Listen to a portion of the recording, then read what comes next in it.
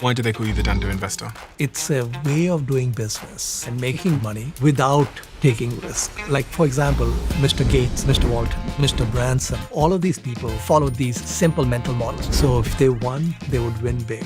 And if they lost, they'd lose nothing. So I want to know everything. Okay, let's start with this. Mohnish Pabrai is the self-made millionaire who built one of the most respected investment firms in the world, managing over $1 billion. And now he's giving us the simple tools and frameworks to create life-changing wealth. If humans understood that if I embark on a business in a format where the risk is close to zero, more people would do it. And that's what these mental models do. For example, cloning. We are taught if you want to start a business, you need to come up with something new. But actually, if you are a great cloner, you will be 90% ahead of the rest of humanity. And in fact, everything that Microsoft has done well at has come from copying someone on the outside. And then there's time. When you're starting a business, don't quit the day job because some other yo-yo is paying your rent. But it does mean that you need to find time to work on your business. But I will show you the perfect way to allocate your time. And that's not all. There's models like low-hanging fruit, skin in the game, givers versus takers, and the circle of competence. And I'll explain all of them. What about investing? Because you're very well known for being an excellent investor. There are three things that matter with investing. And there's also something known as the rule of 72. But I wish they would teach it more in high school. And it tells us how long it takes money to double. Now, this is exciting.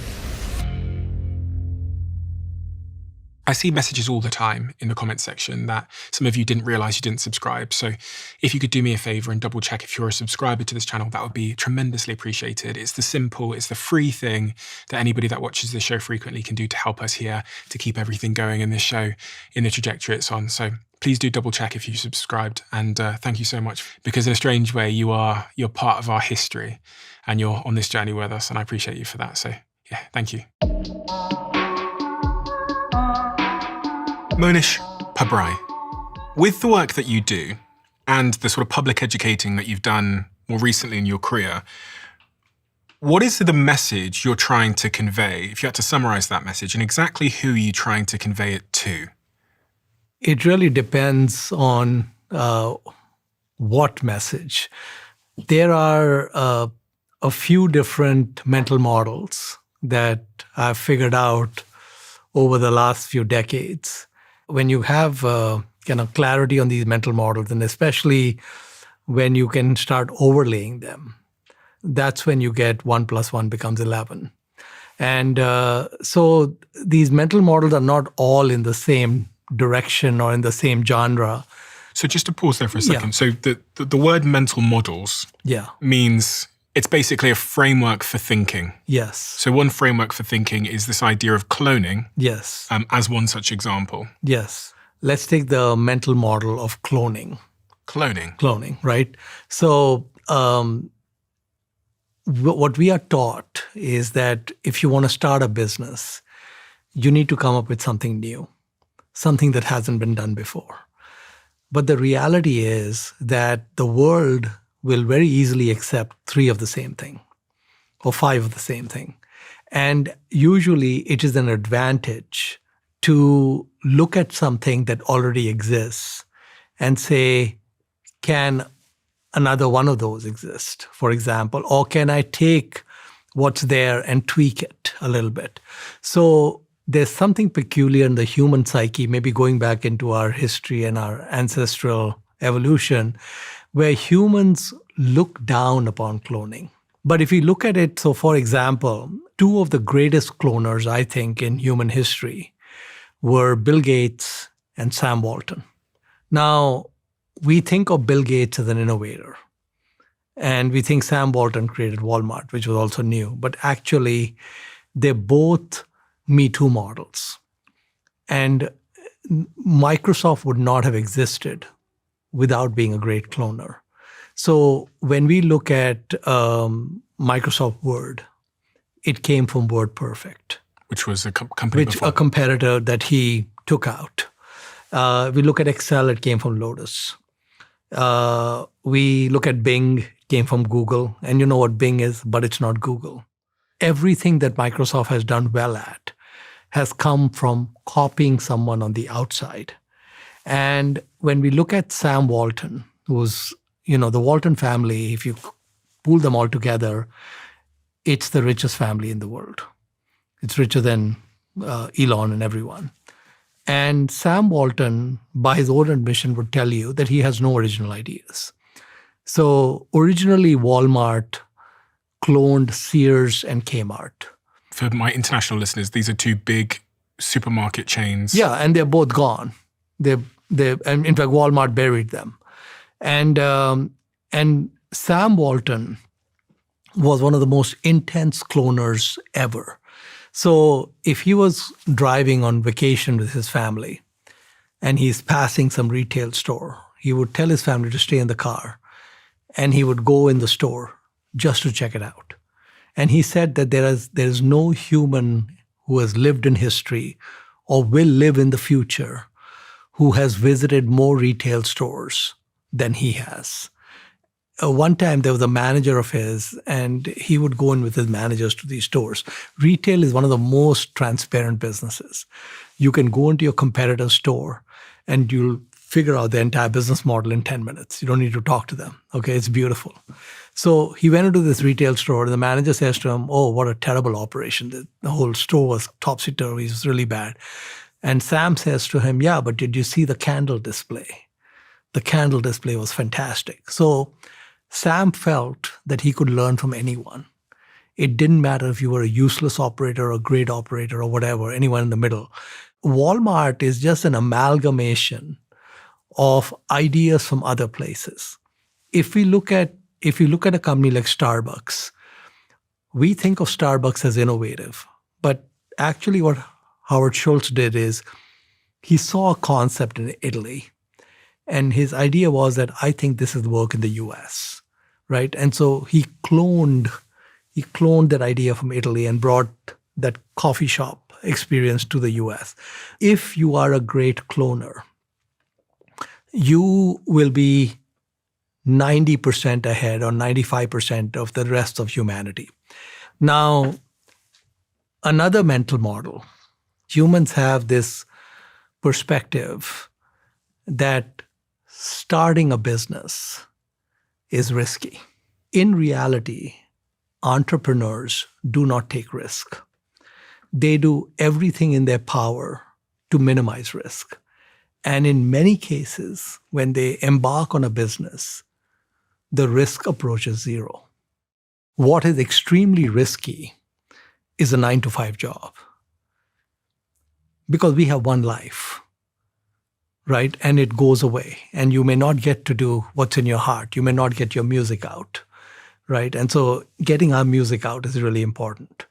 So this notion, which is drilled into us, that if you're an entrepreneur, you're taking risk, really kind of does a big disservice to most humans. And if humans understood that if I embark on a business, I can do it in a format where the risk is zero or close to zero, and I can clone an existing business, right? Now you've combined two mental models, and we can start adding more to them. But 2 has become 11. 1 plus 1 has already become 11. It's nonlinear. And why am I saying that entrepreneurs do not take risk? So if I take my own case as an example, and I can give you 100 cases like that, but if I take my own case as an example, I was working 9 to 5 at a company, and I had a business idea. My employer expected me to work 40 hours a week, right? There's 168 hours in the week. So I felt like there must be at least another 30, 40 hours that I could work on my startup. Could you show me this in context of Right. this? So if we look at our whole week, for example, these beautifully arranged Legos, if I take one of these blocks of Lego, so each one of those blocks in there is 2 hours. So 8 hours a day. We are sleeping 8 hours a day, right? And we're doing that 7 days a week, right? So basically, we've got 7 days a week, 8 hours a day we're sleeping. The blue Legos are showing our 40 hours a week, 8 hours a day, 5 days a week, we're working, right? Then we get to other, preparing dinner and showering, shaving, getting ready, whatever else. So that's about 4 hours a day on the weekdays, which is including commute time, and about 8 hours a day on the weekend.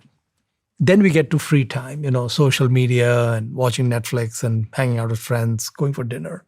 And we've got quite a bit. We've got about 4 hours a day of doing that and about 8 hours a day on the weekends. So this is kind of what a typical week for most people would look like, right? Mm-hmm. Now, when you're starting a business, the important thing is don't shut off the cash flow. Some other yo-yo is paying your rent, and some other yo-yo is paying your groceries. So we don't want to rock the boat. But we're going to make one change to Blue. Which is the amount of hours I'm working for my 9 to 5. Now, before I started my startup, I used to get top reviews as an employee. I was very focused on doing a great job for my employer, all in, right? The day I decided I'm going to do my startup, I decided I need to be just above firing level. My performance needs to be just good enough so they don't can me, but nothing beyond that, because I need all my energy to go into my startup. So that's the only tweak I'm making is the Blue stays, but we're not doing extra blues like we were doing before, right? And now, Blue, for anybody that can't see, because you're listening on audio, is work. Exactly, yeah. Blue is work, exactly. Now, when we embark on a startup, we should never do a startup to make money. It's the worst reason to start a company. The purpose of business is not to make money. The purpose of business is to deliver an incredible product or service to humanity. If you do that, the money is a side effect. It'll happen. We don't need to focus on it. So what we are looking for is, do we have a product or a service that we are thinking about that we could bring into this world that is going to improve the world in some way? How do I know if it's a good idea? Whatever idea you have come up with is not going to work. Okay? Because you came up with it in an ivory tower between your ears. Okay? And that's not really a great place to find great ideas.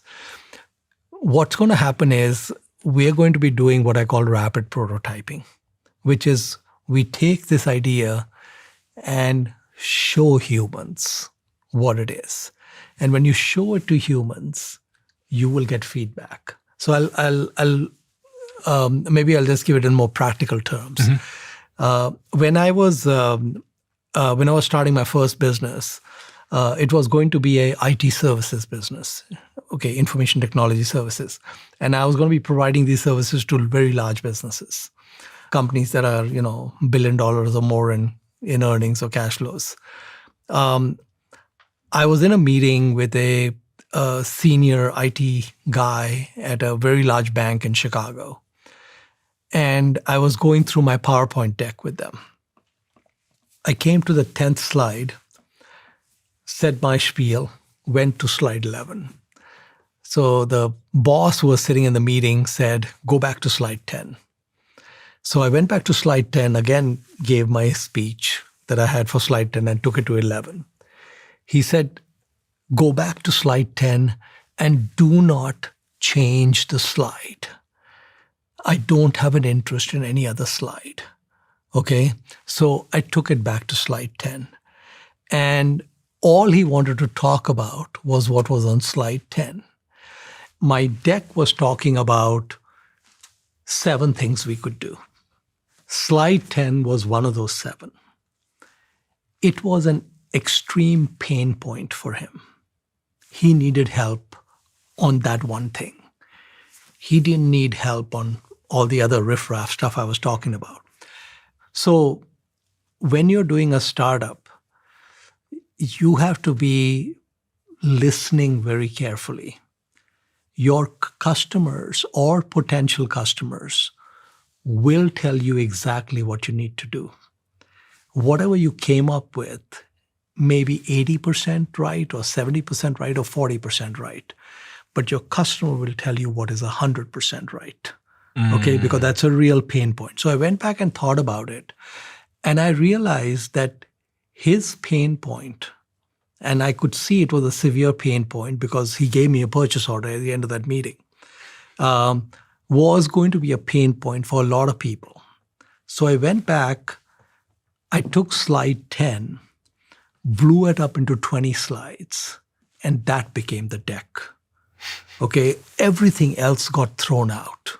Right now, I couldn't have done that without him. My brain is too small to have figured that out. So anytime you're doing a startup of any kind and you have a prototype or an early product or something going on, your users are going to tell you exactly what tweak they want. You've just reminded me of a conversation I had this morning. Okay. Where I interviewed someone, because much of what you're saying is orientated towards startups, but it's actually every single day of everyone's life, because I interviewed someone this morning for a really critical role in the company. And this person has spent 20 years at one of the biggest companies in the world. And when I was doing the interview, she was telling me about lots of things she's done in those 20 years. And I was just trying to get to this one thing. Can you put on events? And she was telling me about this and that and the other thing and this and this and the other thing. And I was just actually, I'd only come to this interview to figure out if she could put on big scale events. So we spent, of an hour conversation, we spent 55 minutes talking about a bunch of things I wasn't interested in. And actually, as you were speaking, I was going, do you know what she could have done at the start of that conversation? She could have gone, Stephen, can I ask you one question? What are you looking for from this person? And then I would have gone, I just want someone that can put on events. And then the next 55 minutes could have been persuading me that she can do that. Sure. And it just applies to what you just said there. How could you, as the salesperson that day in that meeting, with what you know now, how could you have done a better job without going through all of those slides? Well, I think what I would do now if I were doing something like that is that my radar on listening would be 10x. You know, we don't learn when we speak. We learn when we listen. So I would really be trying to talk less and extract more.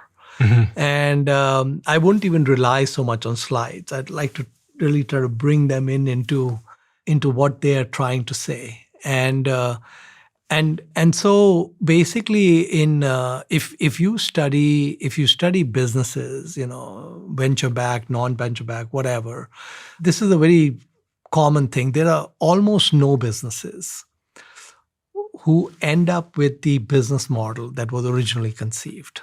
I mean, that just would be such an anomaly.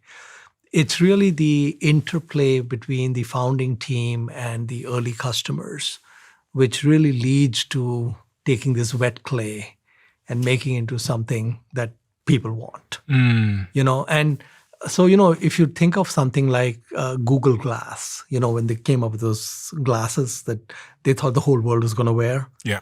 So it didn't work. Well, why didn't it work? Well, the reason it didn't work is you're talking about something extremely personal. Okay, like for example, Wrigley's chewing gum. Okay, my mouth is a very personal space. I'm not going to put Glotz chewing gum in there. What's Glotz chewing gum?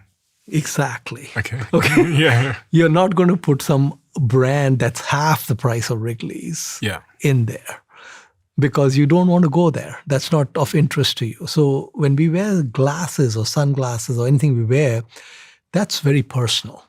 So the ergonomics and the human factors are very important. If it's slightly off, now Meta is trying to do the same thing, but they went to Ray-Ban, right? They did a JV with Ray-Ban. Those glasses look like normal glasses. I think there's a higher chance. Well, I've got some. We use them, yeah. You don't have any Google Glass. No. I mean, I think they cut the project, didn't they? Yeah. So what I'm trying to say is that we have to pay very close attention to the customer. I mean, Steve Jobs was right. The customer doesn't know what he wants. Okay. But if you put it in front of them, then they can now tweak and tell you exactly what they want. Right. So that's another mental model, which is now we get to the third model, which is that you're not smart enough. If whatever founding team you have is not smart enough to figure out what people want, period.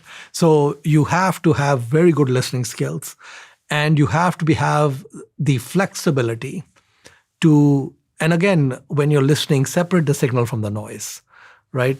Take in what is real signal and leave out what is the noise. And then you're starting to get down a path which is going to make more sense. The other thing that's kind of a model maybe woven into there was this idea of just like attention to detail. I'm not even sure if that's a model, but when you told me about the Walmart founder laying between the aisles to measure the exact centimeter of length, the model there for me was just like precision and detail.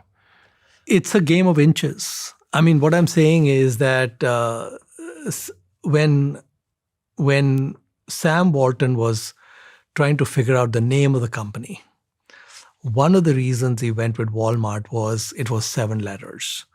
And he was looking at the cost of putting up signage in his stores. And he was trying to come up with a name with the fewest letters because it costs less. Okay. And so, I mean, cost sensitivity is all over the place in Walmart. Right? I mean, that's just front and center with what they do, right? They just really squeeze blood out of a rock, So basically, I mean, I think and that's the reason why they became so successful. One of the things you can always control in business is your costs. You may not be able to control your margins and selling prices and a lot of other things, but you can always control costs. So that's another model where you have to have discipline. You have to have very strong discipline on the cost side. If you look at something like LVMH, the guy who runs it, I mean, he's in luxury goods. He's in high end. LVMH make Louis Vuitton and yeah. I mean, everything.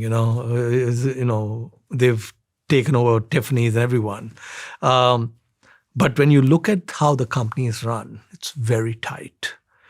He spends money on the best real estate because that's important. But the deals he negotiates on those real estate is mind-blowing.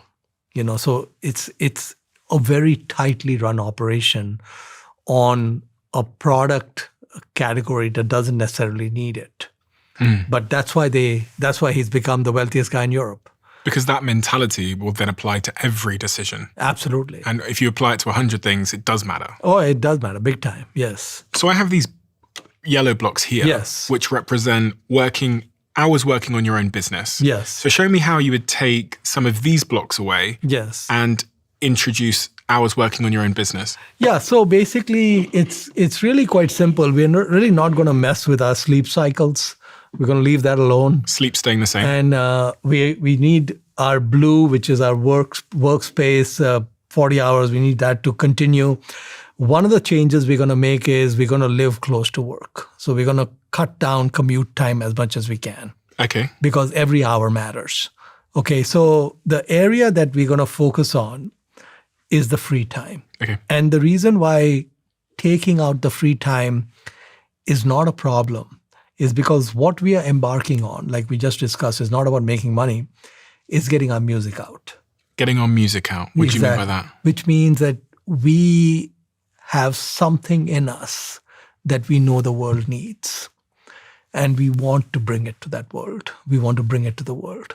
And because we want to bring it to the world, it's not work. I think the audience might be challenging themselves in their head and saying, but I love the thing I do for work. I'm one of maybe the rarer group of people that I get to work with puppies every day. And I love that. Yeah, so I think this is not for everyone. So I think you have to ask yourself who you are. If you are truly excited about your 9-to-5 job and what you're spending your main waking hours on, awesome. That's great. I mean, everyone's not going to be an entrepreneur. Everyone's not going to have a startup. They may be getting their music out in a different way on someone else's platform, which is perfectly fine. But if that is not you, where when you go to work, you're not super excited to get up in the morning, and you're not tap dancing to work every day. If that's not happening, then there's something wrong. And you have to ask yourself, well, is there something else that you're passionate about, that you want to do? And this is not something that should take a lot of effort. So if we go back and look at, for example, Bill Gates and Paul Allen, right? I mean, Bill Gates is at Harvard, and he sees a magazine which shows a very early personal computer, and he realizes that there's a paradigm shift, and he realizes that he needs to be part of it. And Paul Allen is the one who sent him that magazine, and he told Bill, we got to go do this now. This is our time now. And for Bill, it was a very easy decision. Very easy decision. Very difficult for his parents. His parents were in shock that he's going to abandon his degree. And, he told his parents, don't worry about it. I'm going to come back and I'll finish the degree. And several decades later, Harvard gave him an honorary degree. And his parents were in the audience, and he told them, I told you I'd come back, finish it off, right?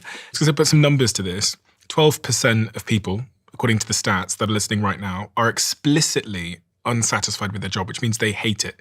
85% of workers globally are disengaged, meaning they're not fully invested or happy at work. So it's a huge number of people. More than half of the US workers are at least somewhat satisfied, but engagement remains worryingly low. So if we look at that 85% number, 85% of workers globally are disengaged, meaning not fully invested or happy at work. So it's really those people. And the thing is, it's not just enough to be unhappy at work. That's one piece of it. The unhappiness can be a symptom, and one of the causes can be that you have a different calling in life, and you are not following your calling. Now, sometimes for someone like Bill Gates, for example, and Paul Allen, they figured out their calling, and they just went, right? For many of us, it may not be that easy. So what we have to do is we have to try a few things. You try on different shoes to see what fits. And so, have some thought experiments, talk to your friends, say, okay, I'm a UPS driver, this is what I do, and I really like playing the guitar, or I like to make these art figurines or something at home, and whatever else, right? So you have to figure out what your calling is. And I'm probably not the best person to tell you how to figure out what the calling is. Maybe another guest of yours can help them with that. Do you think everyone has a calling? Yeah, I mean, I think we are all unique children of God, and I think we all have some music we want to get out.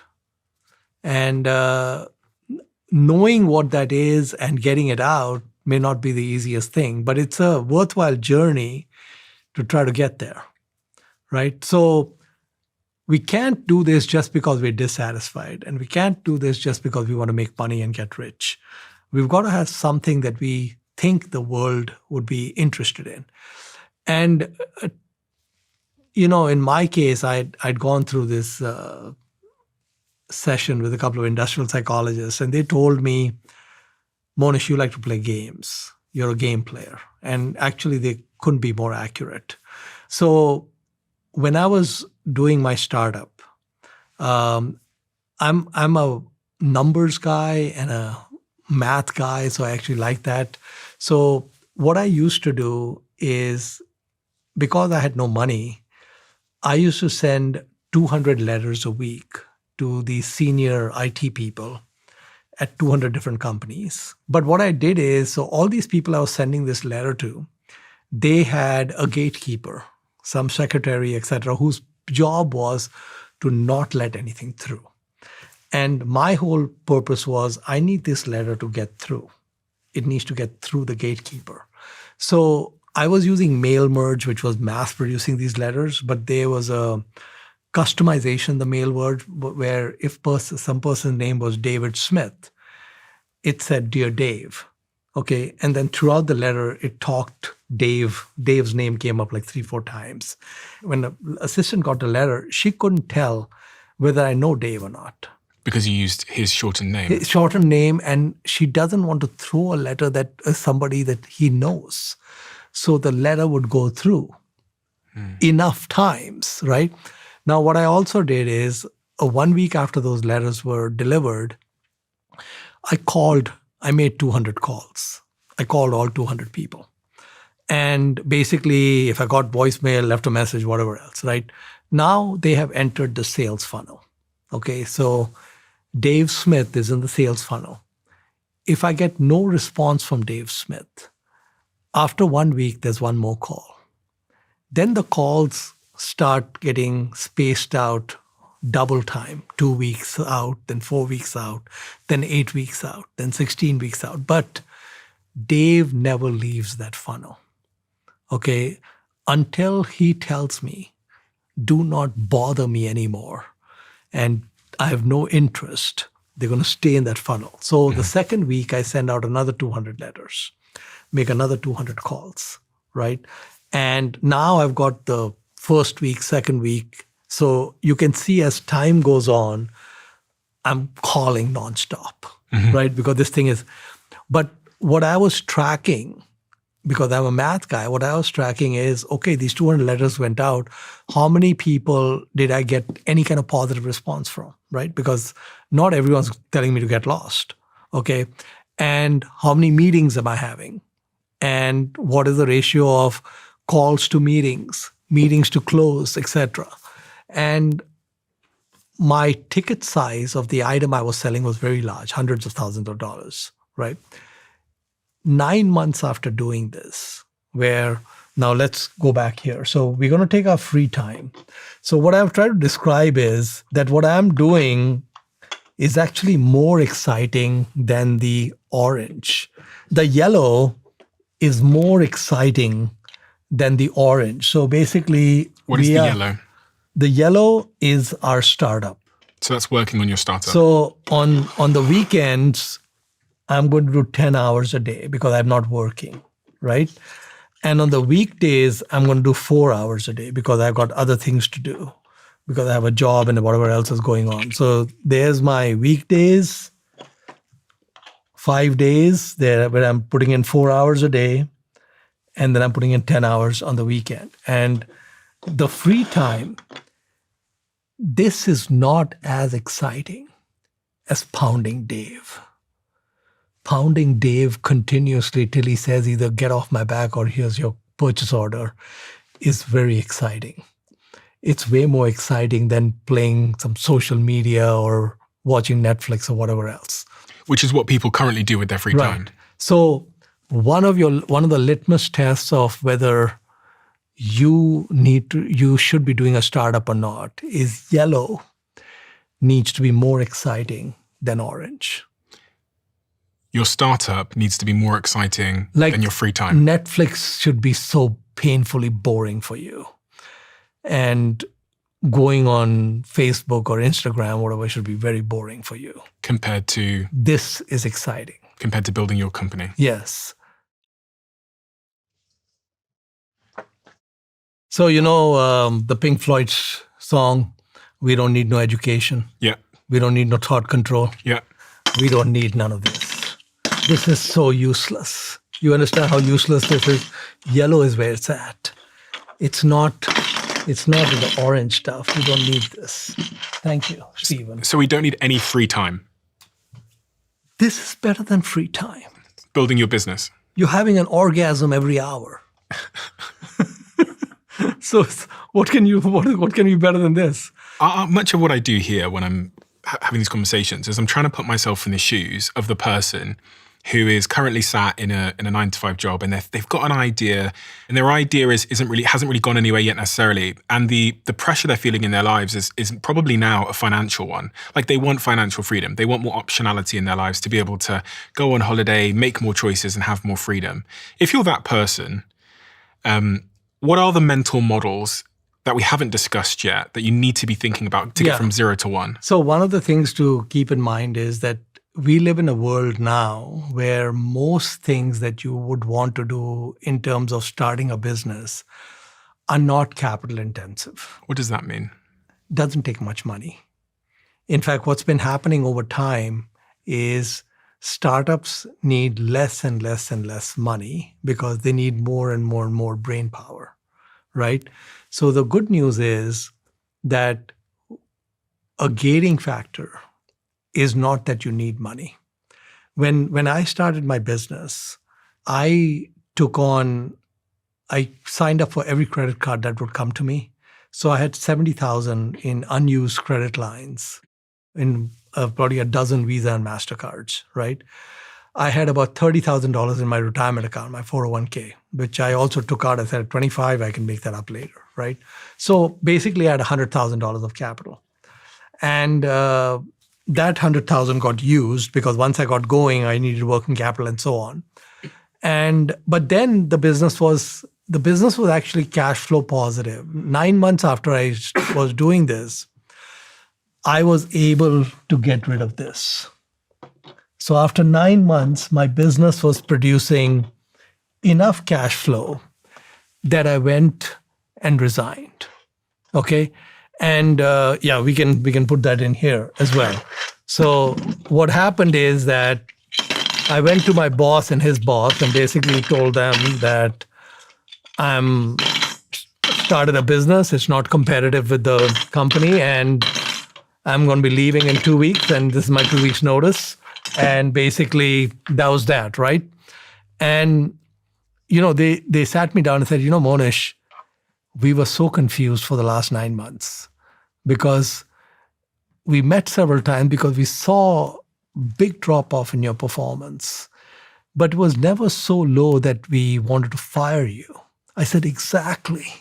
That was exactly what I was trying to do. I was trying to say just above firing level. He said, well, you mastered it because we met several times, but we couldn't get rid of you. So what they told me is, they said, look, when your business fails, not if your business fails, when your business fails, please come back. We'll give you more money. You're going to get a promotion, and we'd love to have you back.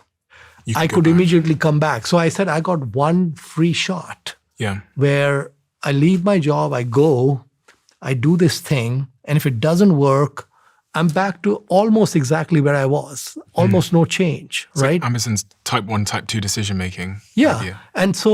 And this is not just me. What risk does Bill Gates take? Okay, Bill Gates, what is his value as a Harvard freshman in the job market? 0. Okay, nobody would pay him anything. And he could come back anytime and finish that degree. So let's say he went to New Mexico. Things didn't work out. He's got wealthy parents in Seattle. Okay, he just comes back, graduates a year later, and he goes on. So what was the risk? There was no risk. And if you study entrepreneur after entrepreneur after entrepreneur, what you're going to find, so if we look at Sir Richard Branson, he wants to start an airline. Okay. Now to start the airline, you need a jumbo 747 that costs like $150 million. The plane, right? That's some serious money.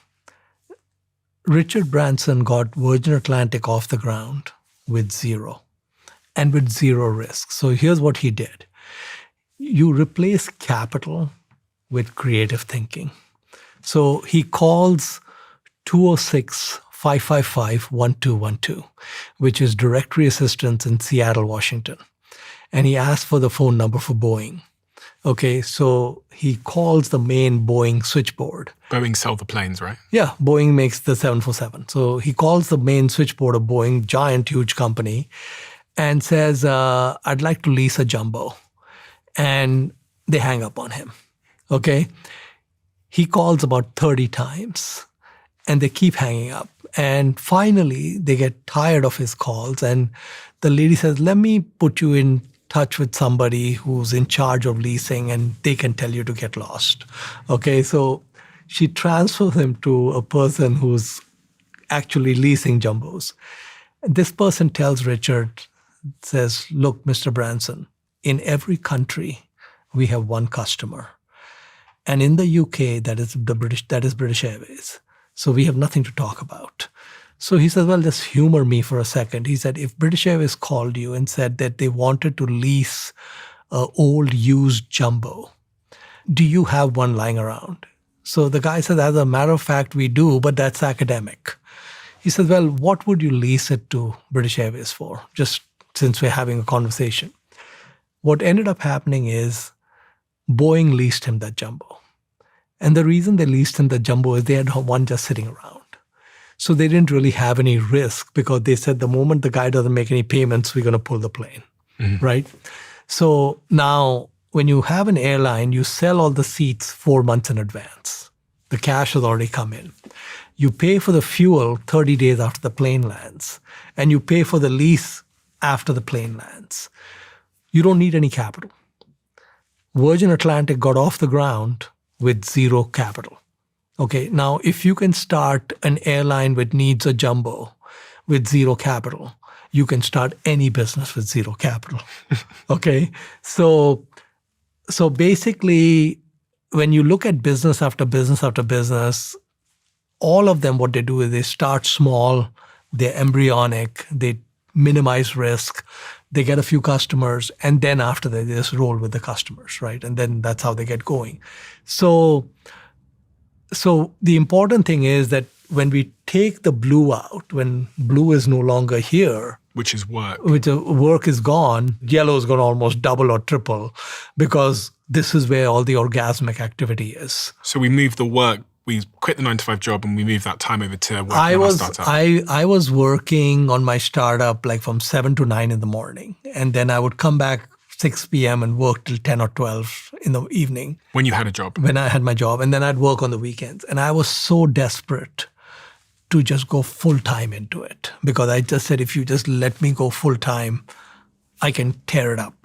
And that's exactly what happened. I mean, in about first year, we did 400,000 revenue, second year, 1.4 million, third year, 3 million. And by the sixth or seventh year, we were at about 15, 17 million. It just grew because basically then I had no shackles on me. I could just go full out. Right. And the engine, I knew all the statistics of these letters, so many calls, so many this, so much this means this and all of that. And it works.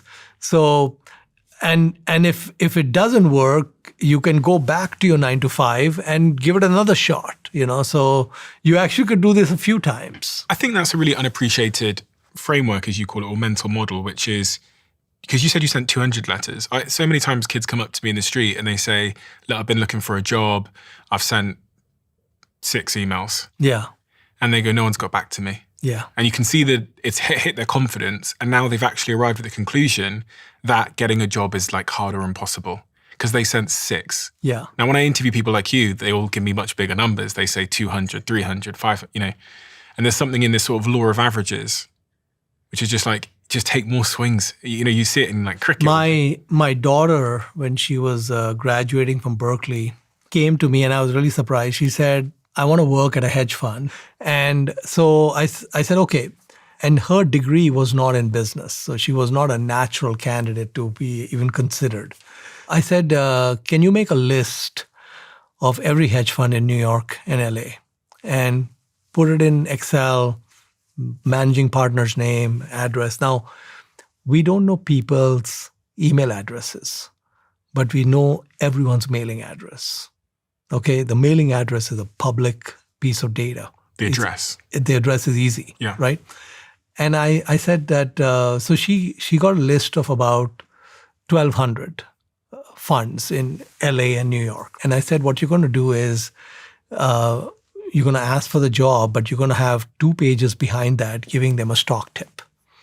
You're going to give them a pitch that you have written up of a company that if they invest in, they're likely to make money. We sent the 1,200 letters, physical letters, okay? All physical letters, no email, right?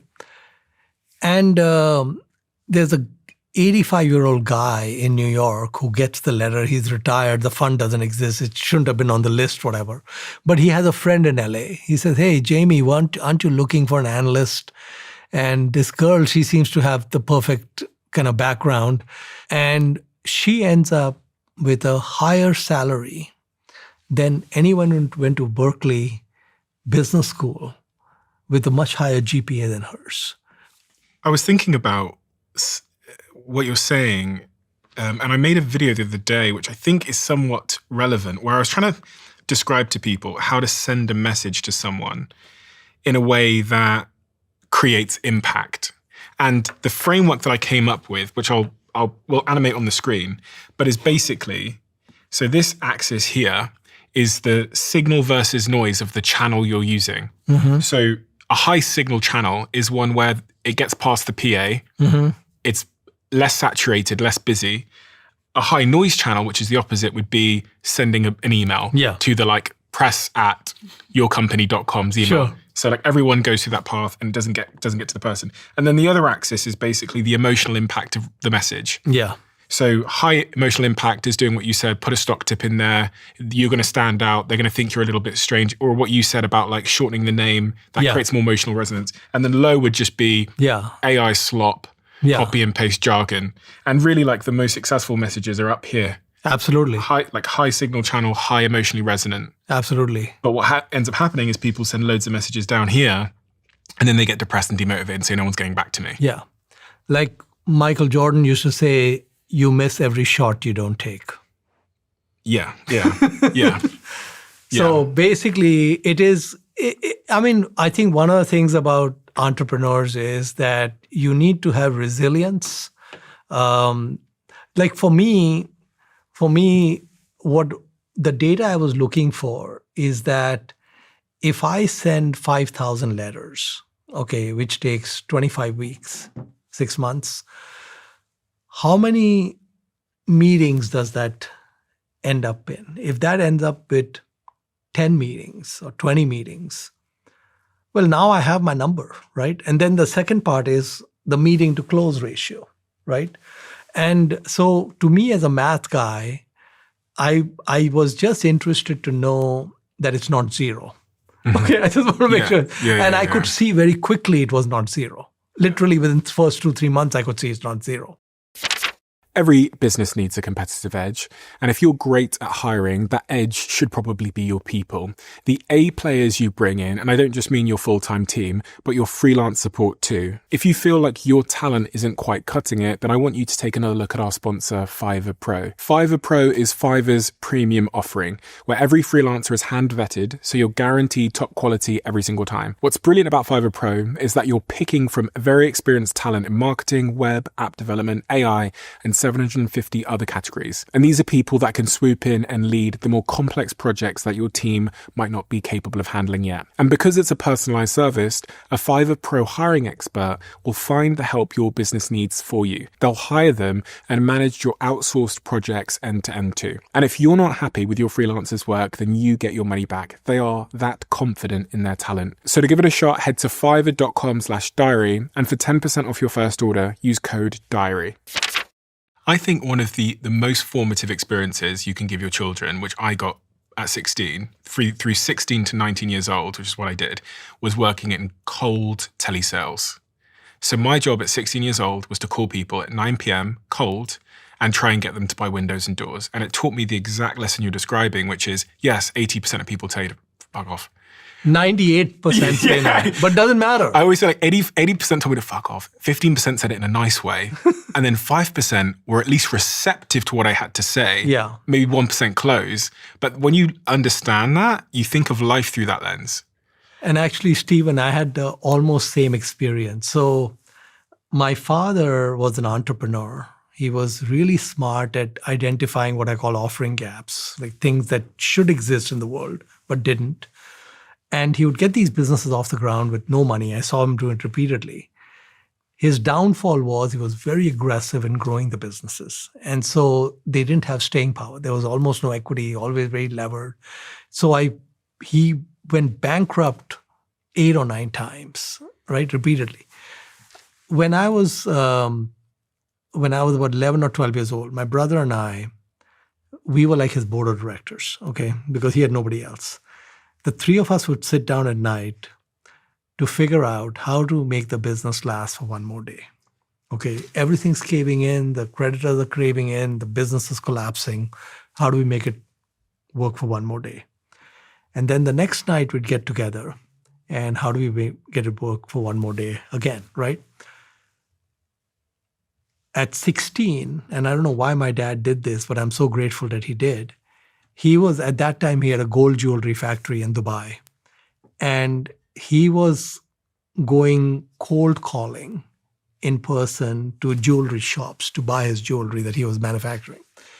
So he took me with him on many of these trips. And I was 16, just like you, right? So we would take the taxi from Dubai to Abu Dhabi. And now there's all these gold shops. He doesn't know any of them, right? And he's going one after the other, after the other, after the other. And I would be stunned that 5th shop, he makes a sale. Yeah. And it's a very small sale because he has no trust and all that, but he's made the sale. Then I noticed that after 3 months, we go back to that same shop we made the little sale to. The guy brings out tea. There's a lot of chemistry, bigger order. And then I saw the orders increase, right? And then he's continuing to do that. And I went with him to Doha, Qatar. And again, the same thing. It was like, I saw how those doors opened. And I saw how it didn't matter to him when they closed. That was irrelevant to him. Really interesting new way to think about it, because what you're saying there is actually, when you get that one yes, it's actually a seed that's being planted that can grow into something. We just care about the ratio and the number. Okay, so what effort did it take? Like I was saying, if I send 5,000 letters and I get 20 meetings, that's awesome. Mm-hmm. I mean, that's a fantastic ratio because one sale is going to get me about 200,000 or 300,000. It's a significant amount, right? I mean, so that I don't need large numbers. But the lifetime value of that it's huge. Yeah. I mean, these relationships I got then, they're still with me. Mm-hmm. So it's like forever. Here's a philosophical way to think about that for just everybody, which is you can remember probably conversations you had in your life that you thought were totally inconsequential, but then 8 years later, that seed became a business relationship. The example I always give is when I was 14, I applied for The Apprentice. They did this like junior apprentice on the BBC. And it's a long story, 35,000 kids in London and across the UK applying. I met a kid in the line while I was queuing up for my audition. And he said to me, my dad runs this $500 million company. And I was like, yeah, whatever, like not interested. I went through the auditions. I didn't end up getting on in the show for whatever reason. But then I ended up, because we were waiting in the queue that day, I was really nice to this kid and I added him on Facebook. 5 years later, I get a message on Facebook. Hey, 5 years later, although I didn't get on the show, which would have got me about $25,000 investment in my company if I'd won, 5 years later, I'm working on a startup. That kid from the line says, hey, my dad has sold his business for $1 billion. And I've been watching you on Facebook for the last 5 years. My dad would love to meet you. It was an Indian family, the Alawalias.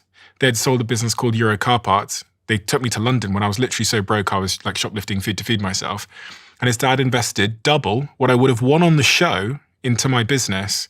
And that always reminded me that like every conversation that I have is like planting a seed that at any point in my life could turn into something. I always bring up Adam Grant's book, Givers and Takers. I don't know if you've seen that.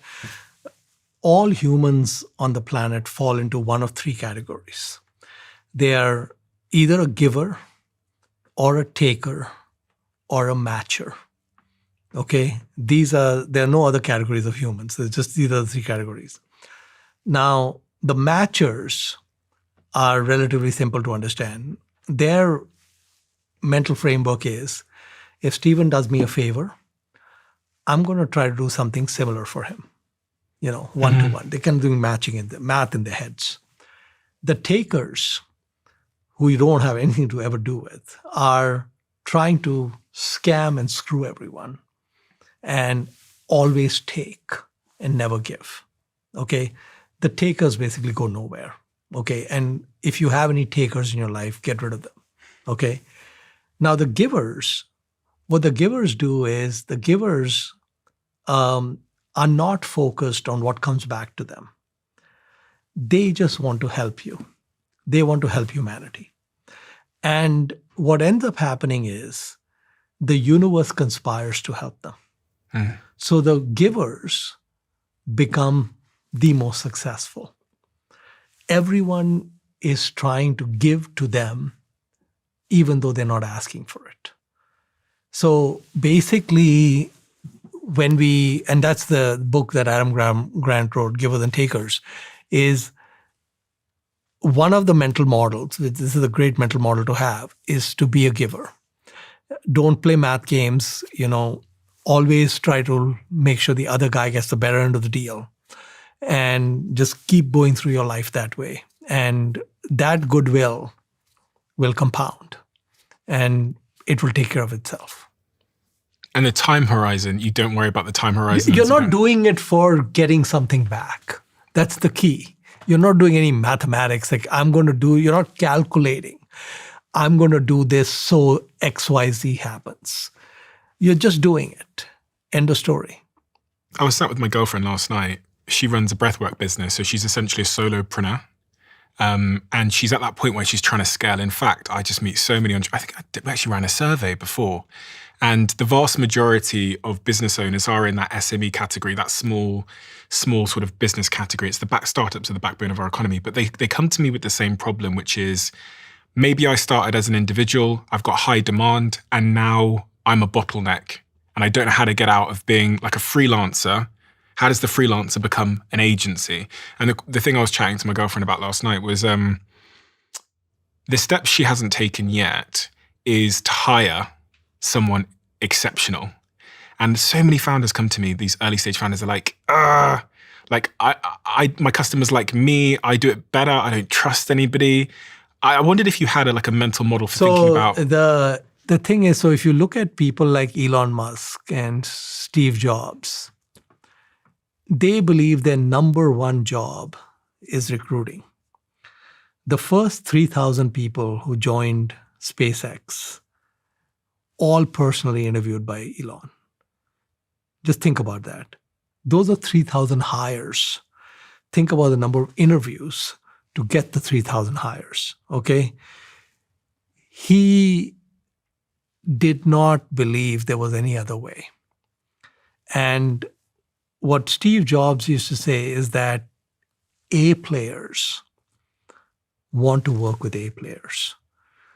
The moment you start introducing B players will hire B and C players. They will never hire an A player. So your downhill journey's already started the moment you get a B player. And so as an entrepreneur, we have a lot of demands on our time, right? But recruiting has to be at the top.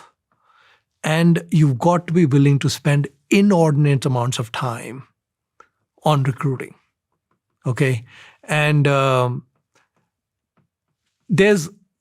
are tools that you can use. We use, there's a company called Caliper we use for pre-employment testing. And the thing is that between the genetics of a human and the first 5 years of their life experience, who they are, their traits are hard-coded. That is not going to change from 5 to 95, okay? So it's not like you're going to change a human. Human is the way they are, okay? Now, these pre-employment testing tests can get you data that you're not going to get in an interview. One of my companies I'm building at the moment is called culturetest.com. It's exactly this. Okay.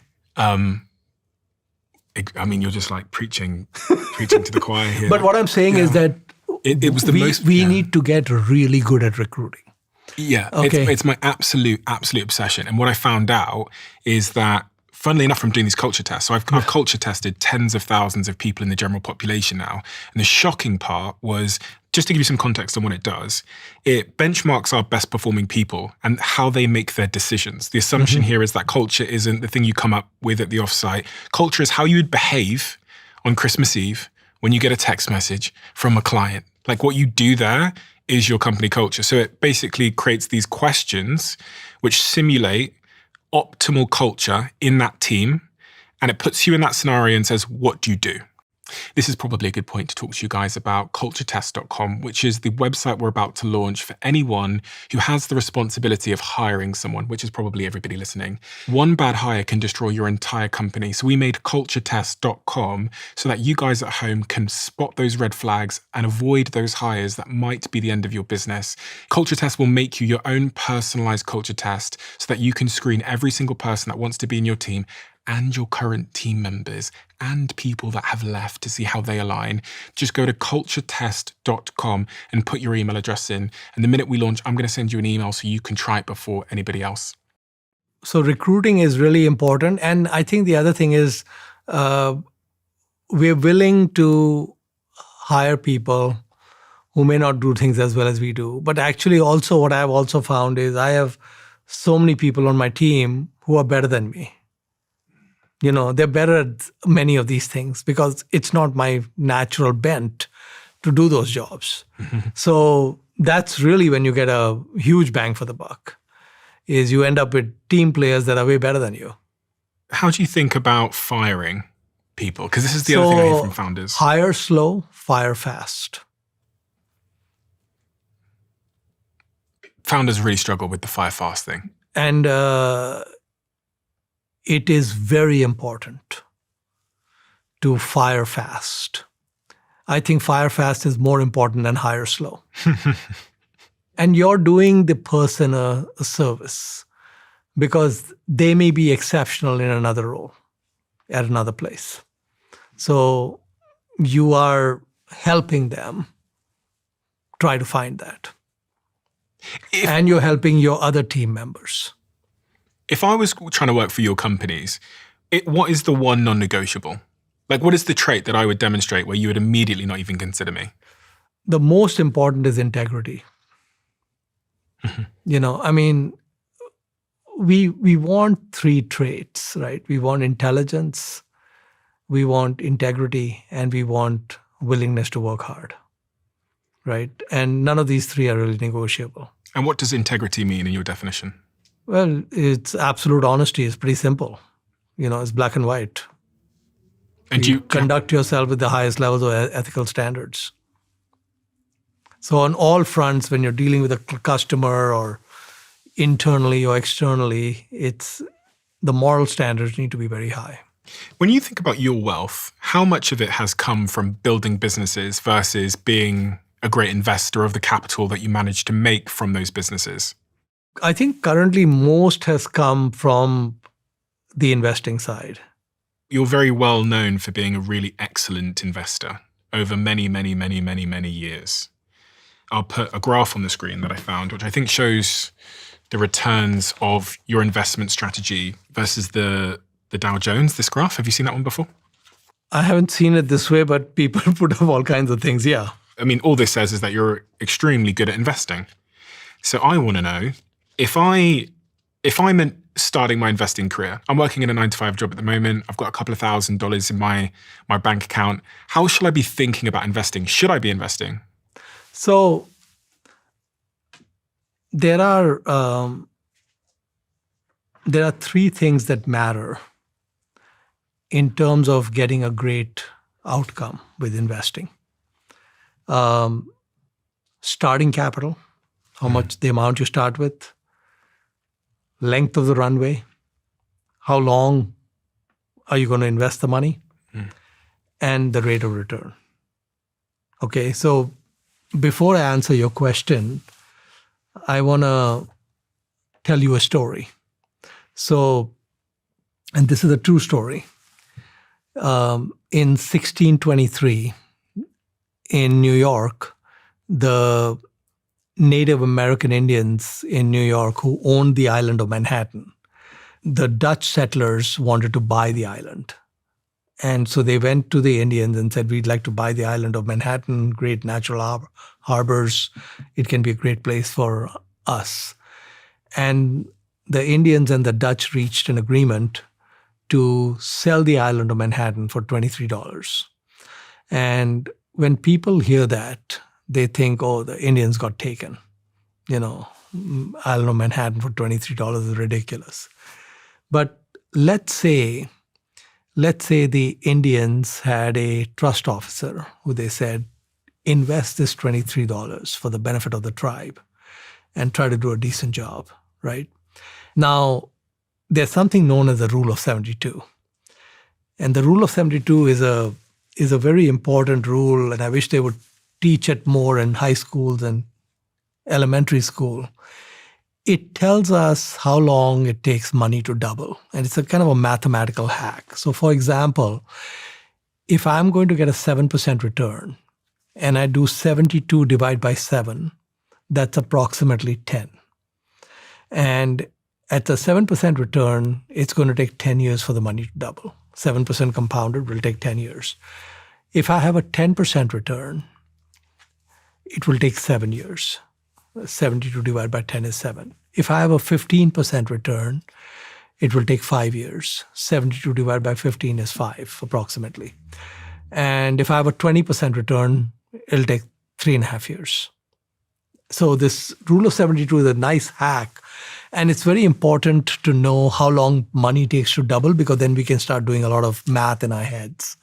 So when we look at these Indians with the $23, if they were getting a 7% return, it would become $46 in 10 years.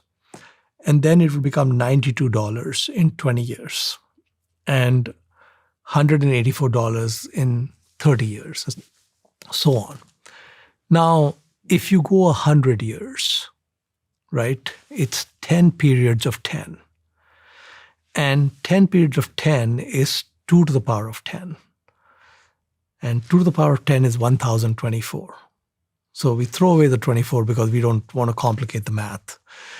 So at 7% for 100 years, you would have 1,000 times what we started with.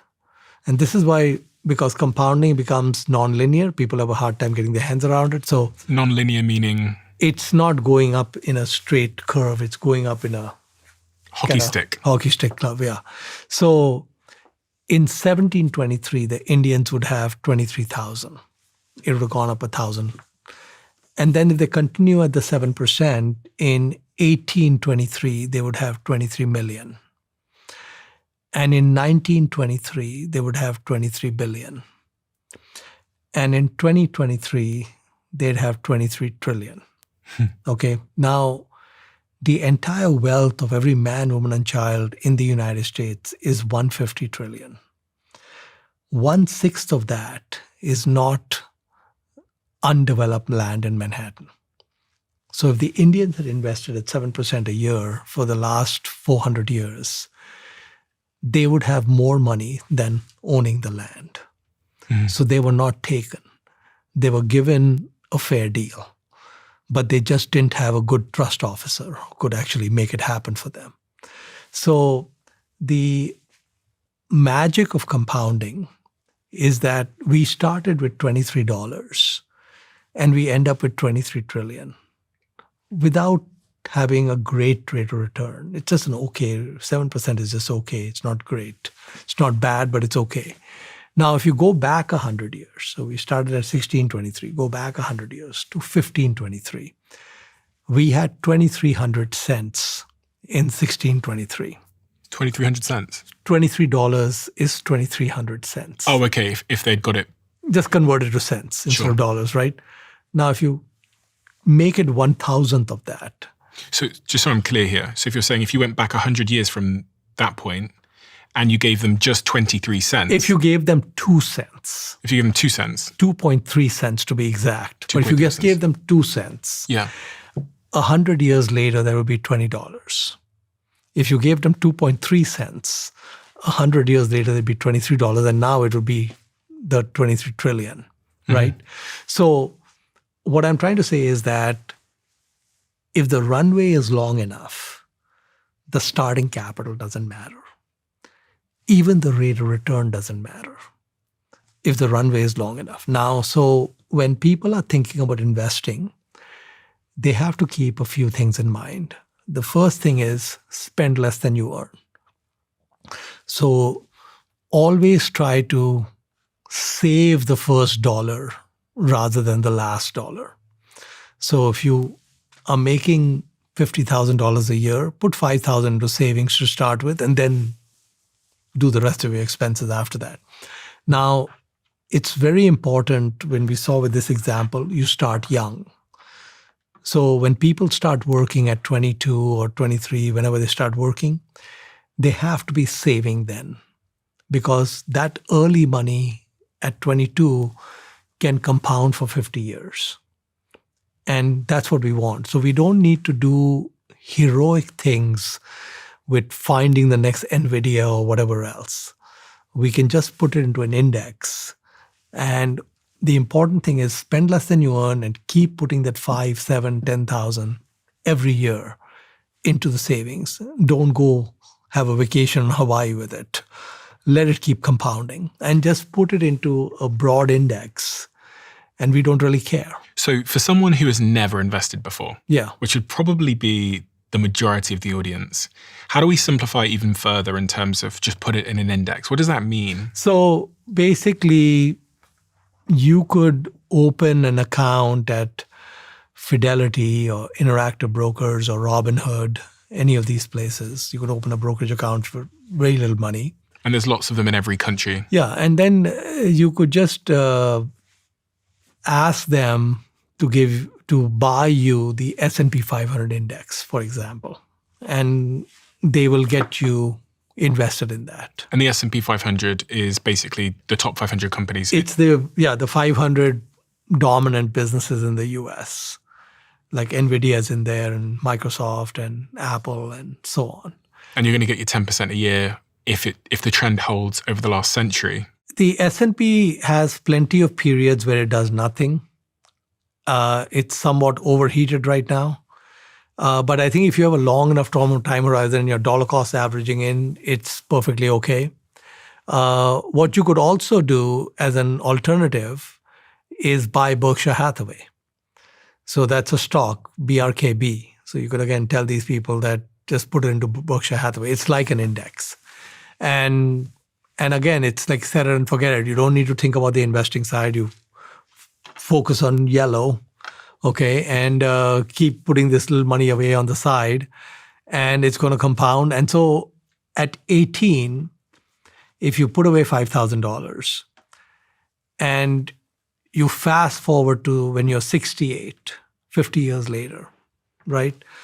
Now, if you got a 10% return on that money every year, let's say, every 7 years, it would double. Okay, 72 divided by 10 is 7. 50 years is 7 doubles. 7 times 7 is 49. And 2 to the power of 7 is 128. Okay, so we can throw away the 28, keep it simple. You're going to have 100 times what you started with. So the 5,000 at 18 is going to be 500,000. Okay. At 19, if you put money away, that's another 500,000. 20, you might have 10,000 you can put in. So you can start seeing that over a lifetime, you're going to be having too much money. As you might have been able to tell, I'm absolutely fascinated by the psychology behind high-performing sports teams. I think it started with my love for Sir Alex Ferguson as a Manchester United fan. So when I was told about a new Netflix series that covers the rise of the Dallas Cowboys, it immediately piqued my interest. And this isn't because I'm mad about American football. I'm not. I don't even watch it. But I do know about the Dallas Cowboys, and for a lot of Texans, they're much more than a sports team. I watched this series, and it is absolutely brilliant. It centers on Jerry Jones, an oil businessman with no football background who bought the Cowboys in the late 80s and transformed them into the most valuable sports franchise in the world. It's all about how one guy assembled a powerhouse team in the 1990s made up of legendary players and coaches, and through fearless decision-making, led his team to 3 Super Bowl victories. And I really enjoyed it. And I think you might too. Check out America's Team, The Gambler and His Cowboys, which is streaming right now only on Netflix. And they now sponsor this podcast. I've just invested millions into this and become a co-owner of the company. It's a company called Ketone IQ.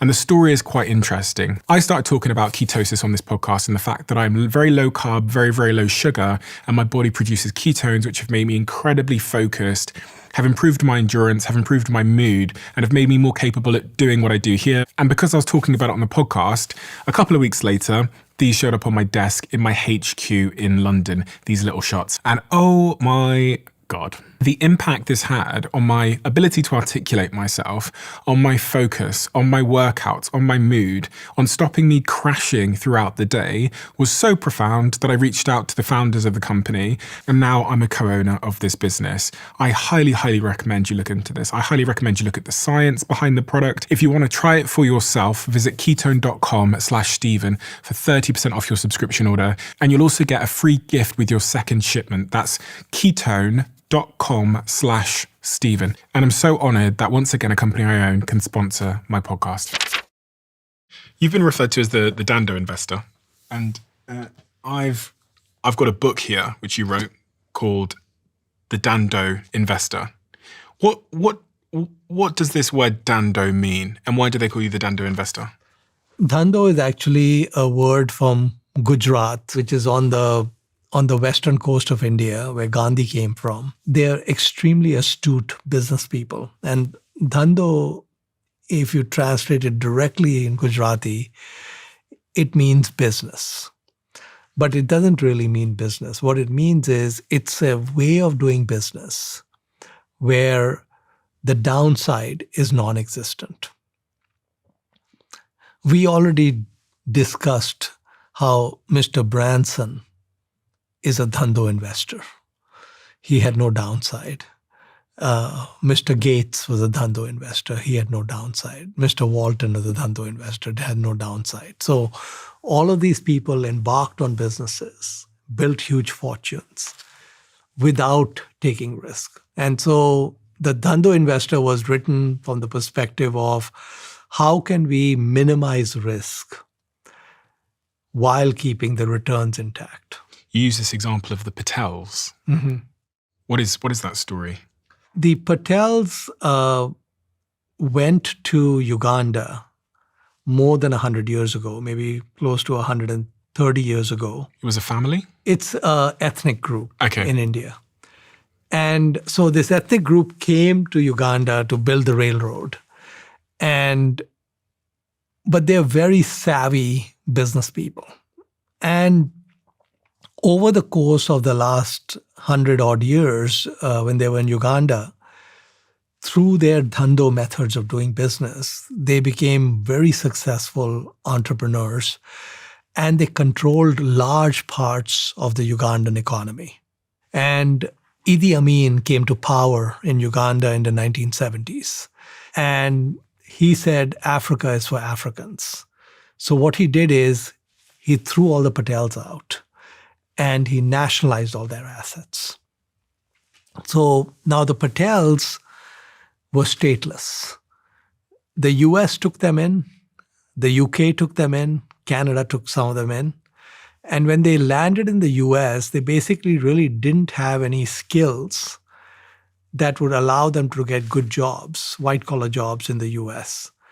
And what a few of them started to do was they realized that if they bought a motel, a small 10 or 20-room motel, the family could live in one or two of the rooms, and they could use the money they got out and get a bank loan and run the motel. Now, motels are very labor-intensive businesses. So what they did is when a Patel took over a motel, they fired all the staff. And the family took over all the jobs, the cleaning and front desk and everything else, right? And the Patels are vegetarians, and they live a very simple life. So when a Patel took over a motel in an area, what they were able to do is they were able to undercut the prices of all the other motels in the area because they have no labor. They have no payroll. They have no workers' comp, none of those things. And so if everyone else is charging $25 a night, they're charging, $19 a night. So the occupancy was higher than everyone else. And they saved their money. And then what they would do is buy the next motel, send the nephew to run it, and then buy the next motel. And this started happening in the early 70s. And when you fast forward to today, 80% of all the motels in the US are under Patel ownership. 80%. So the Patels make up 0.1% of the US population. Indians make up about little over 1%, maybe 1.2, 1.3%. Just 1/10 of that is the Patels. And this 0.1% population is controlling 80% of the motels in the country. And it's because of the Dhandho way. So if I want to steal from the Dhandho way, you told me it's good to be a copier. What are the principles of the Dhandho way that I need to be thinking about? Because I think was there 9? Yeah, there was 9 principles in total in the book. Well, the most important one is heads I win, tails I don't lose much. Everything we discussed today, Stephen, is heads I win, tails I don't lose much. When I started my business, when Bill Gates started, when Sam Walton started, when Richard Branson started, that was the formula. If they won, they would win big. And if they lost, they'd lose nothing. So everything has to be in business about risk reduction. Everything has to be about free lunches. We love free lunches. Okay, so we always have to think about how do we get this done without capital, without risk, free lunches. Do you think there's an opportunity for people? Because everybody's at the moment thinking about AI and technology and these like really advanced new innovations as an opportunity. But does that create an opportunity in the boring, in the motel, in the laundry mat? Yeah, so, the reality is, entrepreneurship is not studied much in business schools because there's nobody going to give you a consulting project for studying entrepreneurs. If we really study startups in the US or actually anywhere in the world, 99.99% of startups are non-venture backed. What does that mean? What I mean by that is those are your laundromat, your Chinese restaurant, your, eBay seller, whatever, Amazon seller, so on, right? The small businesses. None of those companies were formed because of venture capital. So the media focuses on all the venture capital-led businesses. And so people think that, if I have to do a startup, I got to do something in technology. Well, that's like 1/10 of 1% or less. You can ignore it. You don't need to really worry about it. The important thing is to be an observer and to look at what my dad would call offering gaps. So let me explain an offering gap, right? So let's say there's a town, let's call it Town A. Town A, there's a barber shop in Town A. Okay, and the barber's one of many barbers doing well, etc. There's another town about 30 miles away, Town B, which also has barbers. They're also doing fine. There's a new township coming up in the middle of these two towns called Town C. Town C doesn't have much of a population, but it's growing fast. So the barber in Town A goes to see what all the hoopla about Town C is all about.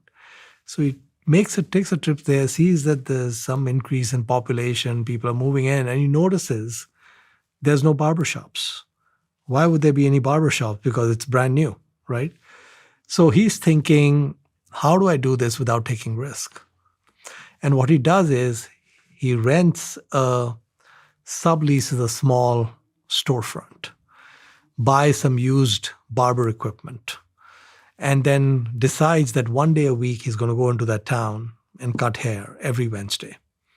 And puts up a note board saying, I'm available Wednesdays.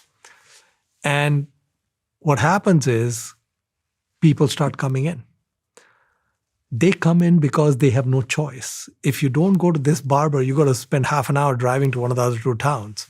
Now, he normally charges $30 for a haircut. But here, he doesn't need to charge 30 because there's an opportunity cost of the time you're saving. So he can charge 45. So he's charging 45 over here, and then when he's in his own town, he's charging 30. Now, what he notices is Wednesdays are filled up. So he says Tuesday and Wednesday. Okay, and gradually what ends up happening is that business is full-time, and he's making $45 an hour per haircut. Mm-hmm. But the nature of capitalism is more barbers are going to show up. So the second barber comes in, the third barber comes in. Eventually, the haircut there is going to be $30. It's going to neutralize. But in the meanwhile, he's doubled his business, right? What risk did he take? So going into Town C was addressing an opportunity gap. When Howard Schultz started Starbucks, he saw an offering gap. He thought that what Italians love about cafes might be what Americans love too. Didn't exist, right?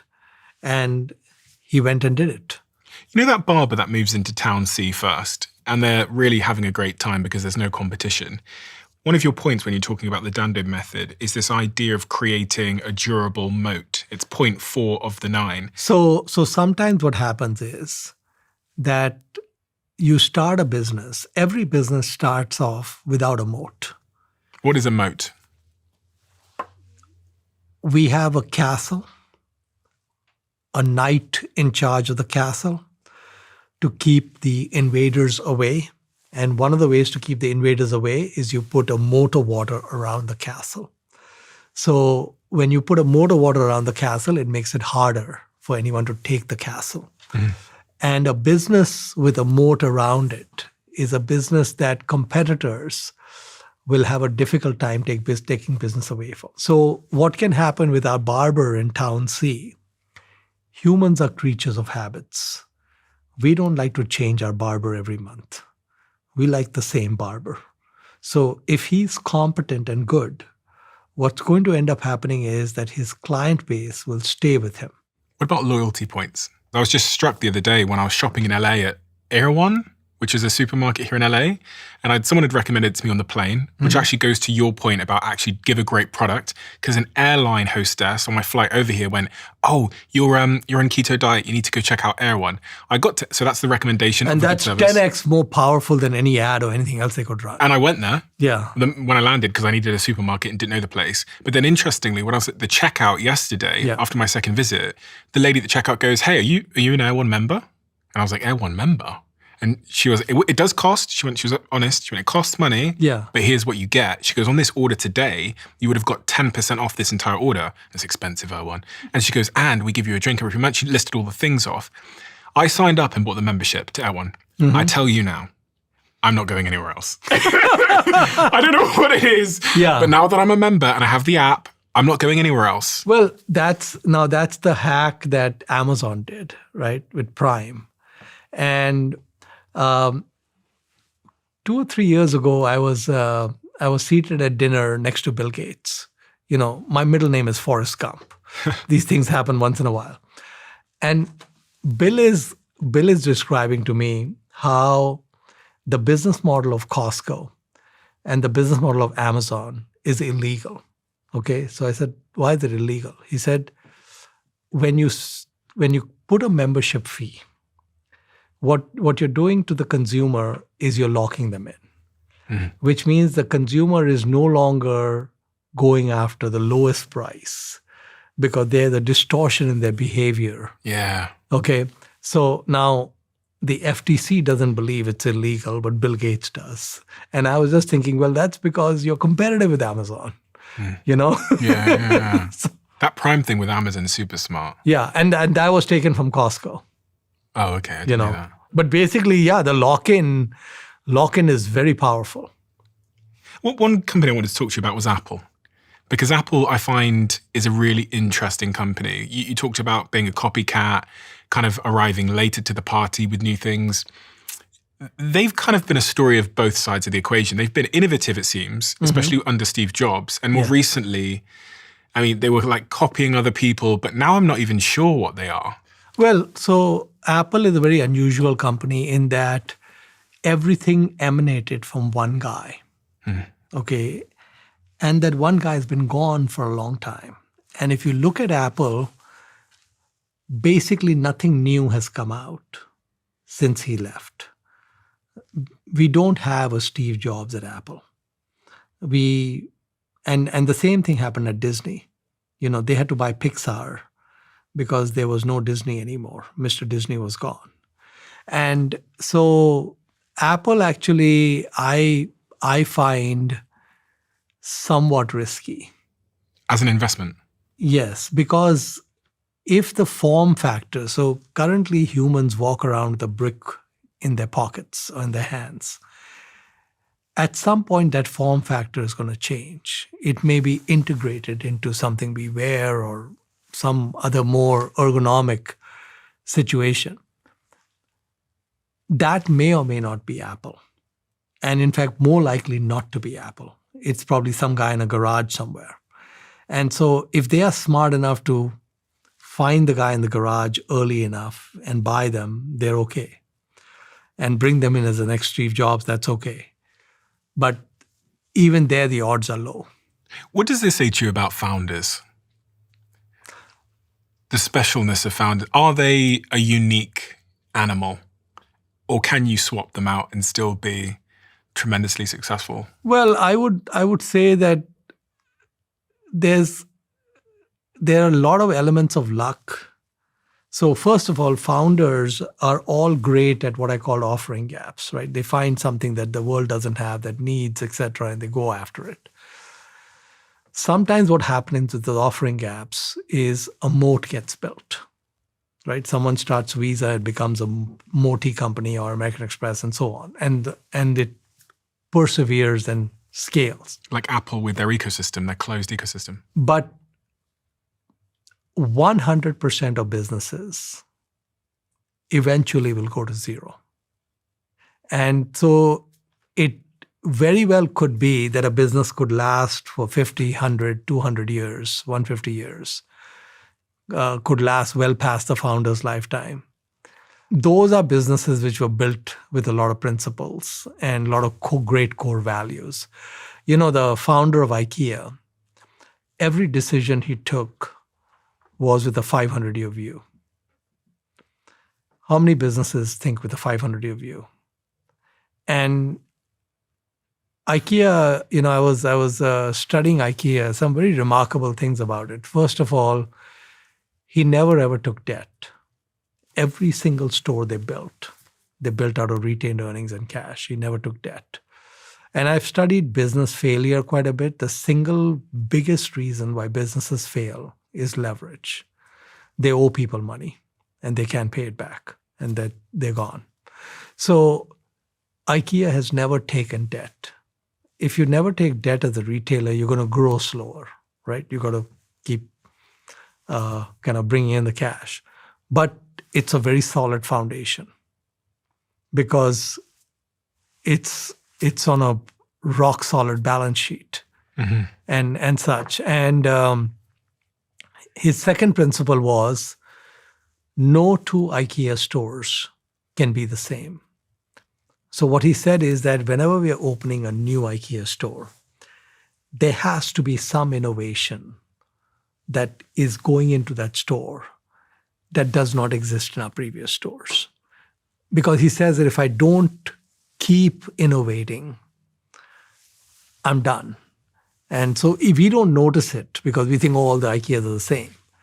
But actually, if you study them and look at when they were built, etc., you start seeing these incremental changes that they're making. That's a really interesting idea that I could implement into everything that I do, which is just making sure that every podcast I do, there's one new experiment or innovation, or every piece of work you do, whatever team you're in, is just to run out one experiment in every. Absolutely. But you have to make it measurable, right? Or else it's not a experiment. So you also talk about making fewer big infrequent bets. Yes. Who's that relevant for, and in what context? So one of the things that Warren Buffett says, he says that you get a punch card which you can punch 20 times in your lifetime. And each time you buy a stock, it's one punch that's gone. So what Warren is saying is, if there was a rule which said that you cannot buy more than 20 stocks in your whole life, what would happen is you would be very thoughtful about what you bought. Okay, and chances are those decisions might be good decisions because you only have 19 left, and then you only have 18 left, etc. So in venture investing, a very small sliver of companies that venture capitalists invest in do well, right? The high burnout rate.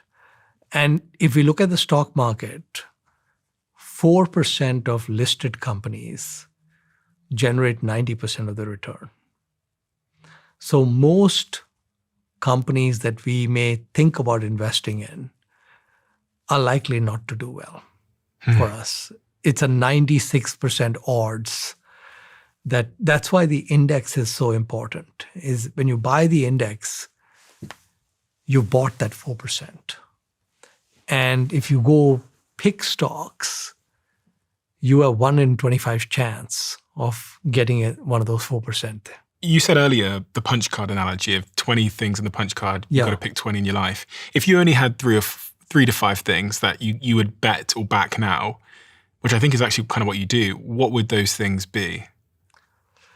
Well, I mean, so I'm trying to resist going to specific names. Yeah. Because I think that would hurt people more than help people. Okay, that's fair. What I would prefer that people do is focus on the other 2 variables, which is the amount you're saving and the length of the runway, and focus on the index. So I think that it's kind of like saying, I want to be a great AI developer, because it's the way to be. Well, to be a great AI developer is going to take time. It's just the nature of the situation. What do you think about these people that day trade? Because so many young people, specifically men, are being sucked in by these adverts that you can day trade your way to wealth. It's not good. I think it's the broker's going to make all the money. Robinhood will do well, not you. Do you think anyone can make loads of money as a long-term day trader? I look at it this way. If you study the Forbes 400, the 400 richest people in the US, in the world, actually, I don't see any day traders in there. One of the last things I want to speak to you about is this idea of circling the wagons. Yes. What does circling the wagons mean? Warren Buffett said that over a 50-year period of running Berkshire Hathaway, he's made hundreds of investments, and only 12 have moved the needle for Berkshire Hathaway. So it's the same 3 or 4% rule, where if we say that Warren made 300 investments, he probably made more than 300, but let's say he made 300 decisions, only 12 have resulted in what we see as Berkshire Hathaway today. And the important thing was not the buy decision on those 12. The important thing was never selling them. So circle the wagons is a term that comes from the 19th century when these pioneers were moving west, the wagon trails moving west, and the native Indians would attack, or bandits would attack these wagon trails. So what they would do is they would put themselves in a circle. They would circle the wagons, then defend that circle as best they could with their guns and so on. But the wagons being circled was the best possible way of trying to face off that attack. So in effect, they circle the wagons around the crown jewels. So when I'm talking about circle the wagons, what I'm saying is that in a lifetime of investing, there are very few times when you're going to actually have a huge multi-bagger. What's that? A big winner. Something that goes up 10x, 50x, 100x. And what you want to do is you want to effectively circle the wagons around that idea so it doesn't get sold. So we are not going to know before we invest whether something is going to be a multi-bagger or not. But we may figure it out after we own it. So after we're only going to know a business after we own it. We're not going to know it before we own it. After we own it, we may understand the business well enough to know that this is a great business. And when we figure out it's a great business, you don't want to sell that. When I meet people like you, I'm always so inspired because we spend a lot of time thinking about the wins, the great decisions. We've talked about that. I've shown you the graph of your great decisions. Yeah. What is the worst ever decision you made in terms of financial performance? Well, I've had so many zeros. So, the one that got away. So there's mistakes of commission, which is things going to zero, and there's mistakes of omission. The mistakes of omission are far worse. Okay, so the biggest mistakes I've made aren't the ones that have gone to zero. The biggest mistakes I've made are the ones that I sold and I shouldn't have, where I should have circled the wagons and I didn't. And those have been very costly. Give me one example. Well, so I think this was in about 13 years back, 2012. I invested in a company called Fiat Chrysler Automobiles. Basically, it was coming out of bankruptcy after the financial crisis. They had gotten rid of all that debt and everything, and the stock was very cheap. It was about $5 or $6 billion that you could buy the whole business.